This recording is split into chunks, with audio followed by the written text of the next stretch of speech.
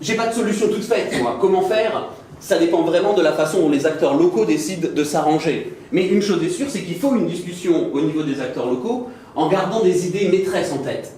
La première, c'est l'idée que si on a une évasion commerciale, il faut, d'une manière ou d'une autre, capter les habitants d'Aiguille. Il faut les garder sur le territoire, en gardant bien en tête qu'à partir du moment où ils quittent pour une raison commerciale ou une autre, pour un achat ou un autre, Aiguille, alors ils vont avoir tendance à faire tous leurs achats ailleurs. C'est logique, c'est un gain de temps. Donc, il faut trouver un moyen. Nous, on a pensé à sponsoriser ou à communiquer sur des événements qui soient des événements culturels. Je pense par exemple à la fête médiévale qu'il y a tous les ans à Aiguille, qui est toujours un succès, qui est quelque chose où plein de gens des autres communes viennent, mais finalement, on n'a pas un essai qui est transformé ici. Il y a très peu de communication de la part des commerçants. On ne voit pas trop finalement le lien entre les commerces ou, disons, la dynamique au quotidien du village et ici cet événement qui est pourtant un succès. Un réaménagement des lieux de vie. Si vous pensez aux milles, par exemple, les milles qui étaient vraiment un endroit complètement abandonné, et vous regardez aujourd'hui la vie de village, juste derrière l'autoroute, on a quelque chose qui est reparti. On a quand même quelques places avec des restaurants, des bars qui fonctionnent, on a des terrasses. Donc ici, toute la logique est de penser ensemble à comment réaménager ça. La conséquence, si vous voulez, de cette idée, c'est qu'il faut trouver des synergies. Synergie qui soit culturelle, synergie qui soit sociale, mais puisqu'on parle ici davantage des problèmes des commerces, une synergie entre toutes les activités économiques.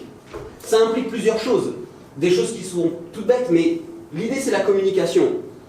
Aiguille, je vous ai dit, est divisée en deux, quasiment coupée en deux en termes de population, mais c'est la même chose. D'ailleurs, lorsque vous arrivez dans Aiguille, si vous ne connaissez pas Aiguille et que vous arrivez par la route de Berre, impossible de savoir quels sont les commerces qui sont là-haut. Il n'y a rien. Même à la limite, si vous faites Ventabren-Aix tous les jours, vous ne savez même pas à quoi ressemble le village, vous ne voyez même pas où il se situe. Il n'y a pas de lien entre le bas et le haut ici d'Aiguille. Alors, il y a plein de choses à faire. Je suis allé regarder, moi, les sites internet qui traitent des commerces d'Aiguille. Rien que là, déjà, il y a des choses à faire. Parce qu'on a énormément de difficultés à trouver. On n'a pas un site qui recense et qui soit actualisé. Le dernier que j'ai trouvé était vraiment vieux. On n'a pas un endroit qui recense et qui fait vraiment de la pub, qui soit quelque chose de beau, d'agréable, et qui localise les différents commerces, et qui soit normalement la vitrine de l'ensemble des commerces d'Aiguille.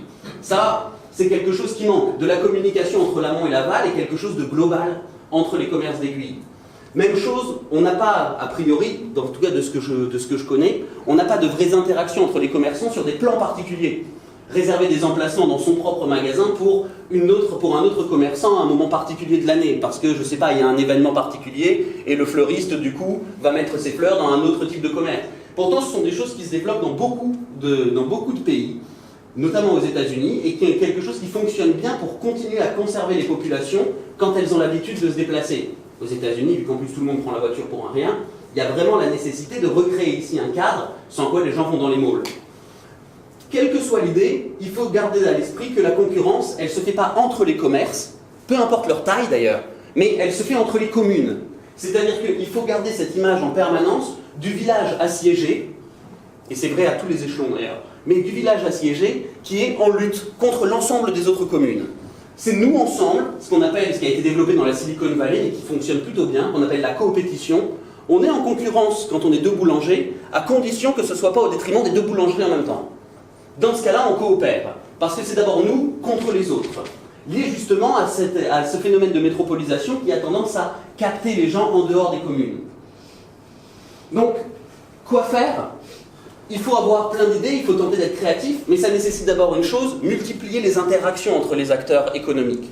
Au niveau local, ça veut dire abandonner complètement, puisque l'économie est comme ça maintenant, on a une métropolisation, qu'on a finalement des villes qui vivent des destins complètement différents selon que vous êtes la métropole ou que vous êtes une commune périphérique. Alors il faut abandonner tout espoir d'aller influencer le haut. Il faut abandonner l'idée que c'est le gouvernement central qui va s'en occuper et en fait il faut aller plus loin, il faut abandonner l'idée que c'est le politique qui s'en occupe.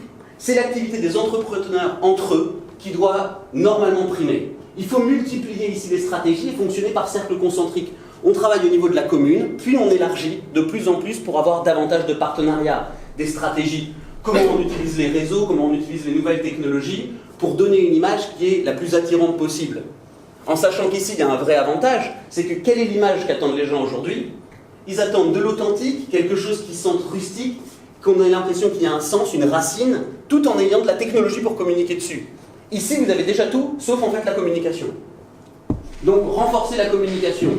Ça peut passer par, ce que je vous disais tout à l'heure, déjà actualiser un site internet. Pour que n'importe qui cherche sur internet, puisque c'est ce que tout le monde fait maintenant, je cherche un resto, je trouve rien, alors dans ce cas-là, je vais éviter cette commune et je vais aller ailleurs. Ça veut dire aussi, évidemment, développer tous ensemble, au-delà de l'économie, davantage d'événements ou davantage d'interactions pour avoir des partenariats et créer des événements culturels. Et puis, ça veut dire renforcer la communication physique entre les deux parties du territoire, puisque c'est coupé en deux. C'est-à-dire, alors là, ici c'est une idée qu'on a eue, mais développer une navette ou développer un transport qui amène directement du pôle au village, histoire de voir ici une vraie interaction et la possibilité pour les gens, tant qu'ils sont dans la navette, de ne pas partir ni à Ventabren, ni à Saint-Canard, ni à Aix. Et si vous avez ça, c'est ce qu'on voit dans les autres, c'est ce qu'on a vu notamment dans le cadre de Nel, à partir du moment où vous avez une synergie qui fonctionne, alors il y a un effet boule de neige qui se crée. C'est-à-dire que d'autres acteurs, d'autres entreprises peuvent venir s'installer parce qu'elles savent qu'elles vont profiter de ce qu'on appelle cet effet de réseau. C'est-à-dire, vu que vous avez déjà fait le travail de capter tout le monde, bon bah alors on n'a plus qu'à venir pour nous aussi en tirer les bénéfices, et plus on est, la zone va devenir attirante. Mais ça ne peut se faire qu'à condition d'avoir ça en tête. Un travail qui est vraiment un travail commun, tous ensemble, en se disant c'est d'abord nous contre les autres, et pas du tout un problème de concurrence à l'intérieur de la même commune. Voilà à peu près nos résultats, mais je serais ravi de détailler davantage, de répondre aux questions que vous pouvez avoir ou aux critiques que vous pouvez avoir. Merci. Toutes les communes dans lesquelles nous on va et on fait ce genre d'études, on voit toujours qu'une des solutions, c'est d'abord, voyez-vous, communiquez tous ensemble, régulièrement. Alors, s'il y a des politiques qui sont d'accord, c'est encore mieux. Mais sinon, de toute façon, ça doit commencer comme ça. En se demandant quelles sont nos priorités ensemble. Je vous dis, dans l'idéal, et c'est comme ça que la Silicon Valley s'est développée, alors on ne fera jamais d'aiguille de la Silicon Valley, mais l'idée est la même. C'est marrant que ce soit quelque chose d'aussi technologique et aussi développé, qui soit revenu à des choses aussi fondamentales et aussi anti-marché d'une certaine manière. Mais leur idée, c'est de se dire, on coopère.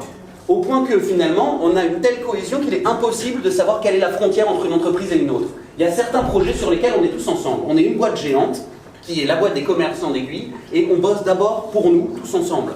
Mais ça, ce sont des choses qui sont faisables sans moyens. Alors, créer un site qui soit un beau site, etc., ça coûte un peu d'argent. Mais par contre, communiquer et se voir régulièrement en définissant des axes stratégiques et même des plans, des événements coup de poing pour vous montrer, ce ne sont pas des choses qui sont très difficiles. De la même manière, ça je peux en parler puisque j'ai reçu moi-même un mail du maire, bien insultant après avoir fait cette étude. Et comme mon frère avait dit ici, il me dit ah bah regarde j'ai reçu la plaquette, alors avec moins d'insultes, mais j'ai reçu une plaquette dans ma boîte aux lettres. Mais les commerçants peuvent aussi avoir une plaquette comme ça. Vous pouvez aussi vous aller communiquer, même sans d'ailleurs en mettre dans toutes les boîtes aux lettres, mais en communiquant auprès des gens que vous rencontrez, en faisant un événement particulier, les commerçants veulent telle chose et telle chose. Et si vous faites venir en plus un ou deux journalistes, c'est gagné. Donc il y a des plans stratégiques à mettre en place qui sont, par contre, pas coûteux. Ça ne veut pas dire que ça réglera tout, mais quand vous dites on est coincé parce que, par exemple, on ne peut pas faire d'illumination à Noël, ce qui paraît complètement aberrant, ça, il y a des choses à faire.